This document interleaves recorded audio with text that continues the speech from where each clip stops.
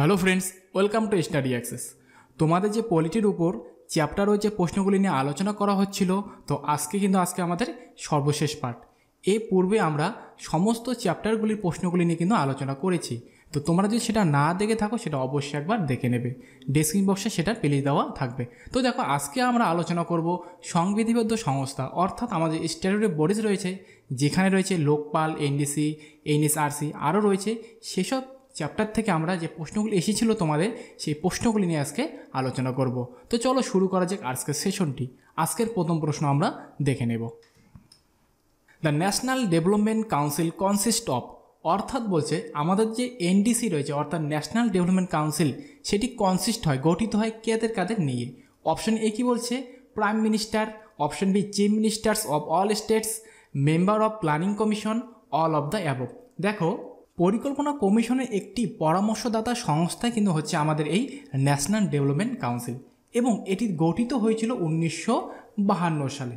এবং তোমরা মনে রাখবে যে এই এনডিসির হচ্ছে এই সভাপতি হচ্ছে আমাদের প্রধানমন্ত্রী, এবং এই সদস্যগণ কারা? প্রধানমন্ত্রী, অঙ্গরাজ্যের মুখ্যমন্ত্রী, প্ল্যানিং কমিশনের সদস্যরা, কেন্দ্রীয় ক্যাবিনেটের সকল সদস্য ও কেন্দ্রশাসিত অঞ্চলের সকল প্রশাসকগণ কিন্তু এই এনডিসির এর সদস্য। তো বুঝতে পারছো এখানে সঠিক উত্তর হয়ে যাবে option D, all of the above, অর্থাৎ প্রাইম মিনিস্টারও রয়েছে, চিফ মিনিস্টারও রয়েছে, মেম্বার অফ প্ল্যানিং কমিশনগুলোও রয়েছে। তো ডি হয়ে যাবে এখানে সঠিক অ্যান্সার। পরবর্তী প্রশ্ন, planning commission is a political body, statutory body, non political body, quasi political body. দেখো, আমাদের যে প্ল্যানিং কমিশন রয়েছে এটি গঠিত হয়েছিল 1950 সালে, এবং এটি একটি এক্সট্রা কনস্টিটিউশন নন স্ট্যাটুটরি বডি, অর্থাৎ সাংবিধানিক কোনো এর স্বীকৃতি নেই। তোমরা এটাও মনে রাখবে, আমাদের যে এনডিসি রয়েছে তার সাথেও এটাও সেম, এটাও একটি এনডিসি হচ্ছে এক্সট্রা কনস্টিটিউশন নন স্ট্যাটুটরি বডি, অর্থাৎ সাংবিধানিক স্বীকৃতি এর কোনো নেই। তো এখানে সঠিক উত্তর হয়ে যাবে নন পলিটিক্যাল বডি, সি হয়ে যাবে এখানে সঠিক অ্যান্সার। পরবর্তী প্রশ্ন, name of the first Indian state which established Lokayukta, অর্থাৎ কোন রাজ্যে প্রথম এস্টাবলিশ করা হয় লোকায়ুক্তা। দেখো, 1971 সালে প্রথম মহারাষ্ট্রে কিন্তু লোকায়ুক্ত প্রতিষ্ঠিত হয়, এটা তোমরা মনে রাখবে। এবং দেখো, 1970 সালে উড়িষ্যায় প্রথম এই বিষয়ে আইন প্রণয়ন করে, কিন্তু এই আইনটি 1983 সালে কার্যকর করা হয়। কিন্তু সঠিক উত্তর হয়েছে অপশন এ, মহারাষ্ট্র। তোমরা এটাও মনে রাখবে, the West Bengal Lokayukta act কিন্তু কার্যকরী হয়েছিল 2003 সালে, খুবই গুরুত্বপূর্ণ আমাদের রাজ্যের জন্য। The West Bengal Lokayukta act 2003, এবং কার্যকরী হয়েছিল কিন্তু 2004 সালে। পরবর্তী প্রশ্ন, national development council was set up in, অর্থাৎ বলছে ন্যাশনাল ডেভেলপমেন্ট কাউন্সিল সেটা গঠিত হয় কবে? 1950, 1951, 1952, 1954। দেখো, তোমাদের একটু আগে আলোচনা করা হলো এনডিসি কিন্তু গঠিত হয়েছিল 1952 সালে। তো সি হয়ে যাবে এখানে তোমাদের সঠিক অ্যান্সার। পরবর্তী প্রশ্ন, লিটেরাল মিনিং অব লোকপাল ইজ, অর্থাৎ লিটেরাল কথার অর্থ কি? লিটেরাল কথার অর্থ হচ্ছে আক্ষরিক। তো লোকপাল যে রয়েছে এর আক্ষরিক অর্থ কি? তো তোমরা দেখে নাও, লোকপাল এটা কিন্তু লোকপালের লোগো, এবং কি বলছে? The logo is based upon the literal meaning of কি?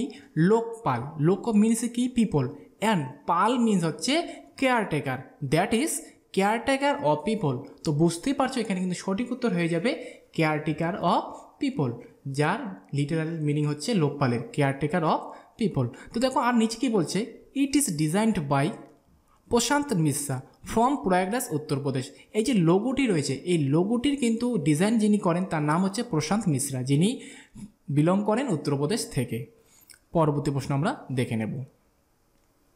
In the logo of Lokpal vigilance is represented by, অর্থাৎ বলছে আমাদের ভিজিলেন্স রয়েছে, আমাদের লোকপালের মধ্যে অনেক কিছু ভাগ রয়েছে যার প্রতীকগুলোর মাধ্যমে। তো দেখো, ভিজিলেন্স কথার অর্থ কি? ভিজিলেন্স কথার অর্থ হচ্ছে সতর্কতা বা নজরদারি। তো এটির কি রিপ্রেজেন্ট করে, অর্থাৎ এটা কোন লোকোদ্বার এটা রিপ্রেজেন্ট করে থাকে? দেখো, এই লোকটার মধ্যে অনেক ভাগ রয়েছে, তার মধ্যে যেমন কি বলছে ভিজিলেন্স অর্থাৎ নজরদারি, এটি কিন্তু আমাদের করে অশোক চক্রর দ্বারা রিপ্রেজেন্ট করে থাকে। তো তুমি সঠিক উত্তর হয়ে যাবে অশোক চক্র। আর কি কি রয়েছে দেখো তোমরা, আইন কিসের দ্বারা করে? একটি বইয়ের আকারের দ্বারা সেটা কিন্তু রিপ্রেজেন্ট করে। তো এখন একটা যে বই ছবিটা তোমরা দেখতে পাচ্ছ এখানে। আর কি কি রয়েছে? আরেকটি রয়েছে যেমন জনগণ, এই জনগণ কি যা রিপ্রেজেন্ট করে? তিনজন মানব ব্যক্তির দ্বারা এটা রিপ্রেজেন্ট করে থাকে। তো দেখো এখানে কিন্তু তিনজন মানব ব্যক্তি আমরা দেখতে পাচ্ছি, এগুলো তোমরা ভালো করে লক্ষ্য করবে। পরবর্তী প্রশ্ন, the planning commission was set up, অর্থাৎ বলছে যে প্ল্যানিং কমিশন রয়েছে সেটা গঠিত হয় কিসের ভিত্তির উপর? দেখো অপশনগুলো দেখে নাও। Under the government of India act 1935, as per the provision of constitution of India, by a cabinet resolution, as per the recommendation of the national development council. তো তোমরা জানো এটা যে আমাদের প্ল্যানিং কমিশন সেটা কিন্তু সেট আপ হয়েছিল by a cabinet resolution. তো এখানে সঠিক উত্তর হচ্ছে option C, by a cabinet resolution. পরবর্তী প্রশ্ন, হুইজ ওয়ান অফ দ্য, দেখো এই প্রশ্নগুলি তোমাদের ডাব্লিউবিসি মেনে আসছিল 2014 সালে। কি বলছে? Which one of the following is not the stipulated in the constitution of India, অর্থাৎ এখানে কি বলছে প্রশ্নটি, যে নিম্নলিখিতগুলির মধ্যে কোনটি নির্ধারিত নয় ভারতের সংবিধানে? তো বুঝতেই পারছো এটা তোমাদের একটু আলোচনা করা হয়ে গেল। অপশন এ কী বলছে? Union public service commission. Option B কী বলছে? Election commission of India, council of ministers, the planning commission. তো এখানে সঠিক উত্তর হয়ে যাবে দ্য প্ল্যানিং কমিশন, যেটা তোমাদের একটু আলোচনা করো, যেটা সংবিধান বিধিবদ্ধ নয়। পরবর্তী প্রশ্ন, right two information act came into force in, অর্থাৎ দেখো তথ্য জানার অধিকার যে রয়েছে সেটি কবে কার্যকরী হয়েছে? কেম ইনটু ফোর্স ইন 12ই অক্টোবর 2005, 12ই অক্টোবর 2006, 12ই অক্টোবর 2007, 12ই অক্টোবর 2008। তো দেখো আমাদের তথ্য জানার অধিকার রয়েছে সেটা কিন্তু কার্যকর হয়েছিল 12ই অক্টোবর 2005 সালে। তো এখানে এই হয়ে যাবে এখানে তোমাদের সঠিক অ্যান্সার। আজকে শেষতম প্রশ্ন, with the reference to national human rights commission, অর্থাৎ NHRC, consider the following statements, অর্থাৎ এখানে বলছে দেখো আমাদের যে মানবাধিকার সুরক্ষা আইন রয়েছে সেই নিচের অপশনগুলো যে রয়েছে সেটি কোনটিকে কনসিডার করে থাকে? অপশন এক কি বলছে? Only a retired chief justice of India can become a chairman of NHRC. Option B দুই কি বলছে? The chairman can be reappointed.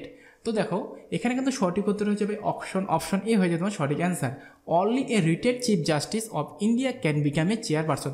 তো আর কিছু তোমার তথ্য জেনে নাও। দেখো আমাদের যে মানব অধিকার সুরক্ষা আইন রয়েছে সেটি কিন্তু 1993-এর অধীনে 1993 সালে প্রতিষ্ঠিত একটি বিধিবদ্ধ সংস্থা, এবং এর চেয়ারম্যান কে কে হয়ে থাকেন? এর চেয়ারম্যান হয়ে থাকেন ভারতের প্রাক্তন বিচারপতি অথবা সুপ্রিম কোর্টের অবসরপ্রাপ্ত বিচারপতি হয়ে থাকেন। তো বুঝতে পারছো এখানে সঠিক এক হয়ে যাবে এখানে সঠিক অ্যান্সার।